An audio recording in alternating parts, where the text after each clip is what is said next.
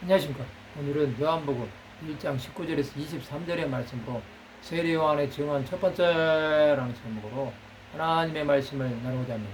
본 말씀은 유대인들이 예루살렘에서 제사장들과 내인들을 요한에게 보내어 내가 누구냐 물을 때에 요한의 증언이 이러하니라. 요한이 드러내어 말하고 숨기지 아니하니 드러내어 하는 말이 나는 그리스도가 아니라는데 또 묻되 그러면 누구냐 네가 엘리야냐 이르되 나는 아니라 또 묻되 내가 그 선지자냐 대답하되 아니라 또 말하되 누구냐 우리를 보낸 이들에게 대답하게 하라. 너는 내게 대하여 무엇이라 하느냐 이르되 나는 선지자 이사야의 말과 같이 주의 길을 곱게 하라고 광야에서 외친 자의 소리로라 하니라. 유대인은 세례 요한에 대해 의문을 가집니다. 그들은 예루살렘에서 제사장들과 내인들을 요한에게 보냅니다. 그들은 세례 요한에게 질문을 던집니다. 그들은 세례 요한에게 내가 누구냐고 말합니다. 이에 요한은 나는 그리스도가 아니라고 말합니다. 이 말을 듣고 그들은 계속해서 질문합니다. 그는 엘리야도 아니요 선지자도 아니라고 합니다. 이것을 들은 그들은 도대체 당신은 누구냐고 말합니다. 그 말에 세례 요한은 선지자 이사야의 말로 광야에 외친 자의 소리라고 말합니다. 그는 광야에서 회개의 세례를 베풀었습니다. 그가 이렇게 함으로 하나님의 구원 역사에 참여한 구약의 마지막 선지자가 된 것입니다.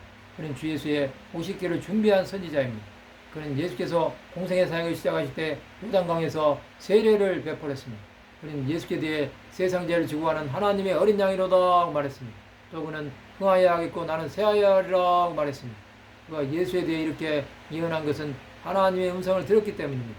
세례 요한은 사명에 충실한 하나님의 사람이었습니다. 그는 분봉왕 헤롯의 방탕함을 지적하다가 옥에 갇혀 순교의 제물이 되었습니다.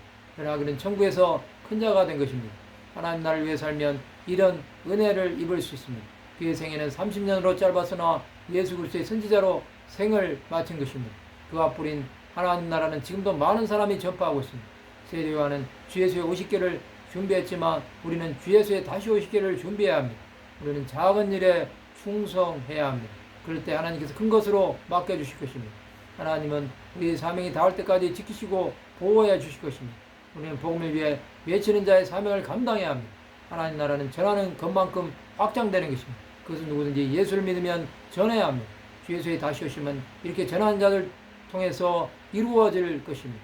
그 시간이 하나님의 일을 감당하는 시간이 될 것입니다. 하나님의 일은 죽음도 막지 못합니다.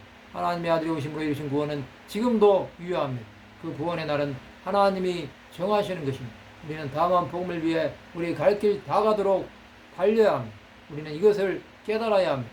주 예수를 위해 드려지는 시간은 하나님께서 반드시 상으로 갚아 주실 것입니다. 그것이 바로 구원이요 영생으로 들어가는 것입니다. 말씀을 마치고자 합니다. 주 예수의 다시 오심에 쓰임을 받는 하나님의 백성들이 되시기를 주님의 이름으로 축원합니다.